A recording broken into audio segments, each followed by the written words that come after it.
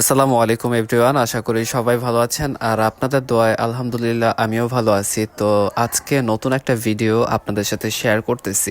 মূলত আমি আগে জব করতাম, তো ভাবলাম ছোটোখাটো একটা ব্যবসা শুরু করা যাক। তো আমার হাতে ওই রকম একটা ইনভেস্টমেন্ট ছিল না, যার জন্য আমি ছোটোখাটো একটা ব্যবসা শুরু করছি। তো আমার দোকানের জন্য কিছু কাপড় কেনাকাটার দরকার ছিল, মূলত আমি ট্রাউজারের আইটেম সেল করি আর কি। তো এই জন্য আমি আজকে সকাল সকাল উঠা বাসা থেকে চলে আসছিলাম, কারণ আমার কিছু ট্রাউজার কিনতে হইব, যার জন্য আমি মার্কেট চলে আসছি, মানে পাইকারি বাজারে চলে আসছি। এই জায়গায় আমি একটা একটা করে পছন্দ করে এগুলো দেখতেছিলাম। তো পাইকারি বাজারে সব কাজ শেষে আমি আমার ছোট্ট দোকানটার মধ্যে চলে আসছি। তো দোকানটা এখন খুলতে হইব, মূলত আমাদের ছোটখাটো দোকান বা রাস্তার যেটা দোকানদারি করি, তো সেই জন্য আমাদের প্রতিদিনের কাপড় প্রতিদিন সেট করতে হয়, গুছাইতে হয়, মানে সবকিছুই নতুন করে আবার শুরু করতে হয়। তো এইটা একটা ঝামেলার মধ্যে হয়ে যায়, কিন্তু কি আর করা, যেহেতু ইনভেস্টমেন্ট অনেক কম ছিল আর ব্যবসাটা অনেক ছোট, এই জন্য কষ্ট হইলেও কষ্টটা করতে হয়। আর আরেকটা বিষয় আপনাদের সাথে শেয়ার করি, মানে বর্তমানে সময় আমার যেরকম দেখতেছেন, আমার শুরু করা ব্যবসাটা কিন্তু এরকমও ছিল না, আরো ছোট ছিল।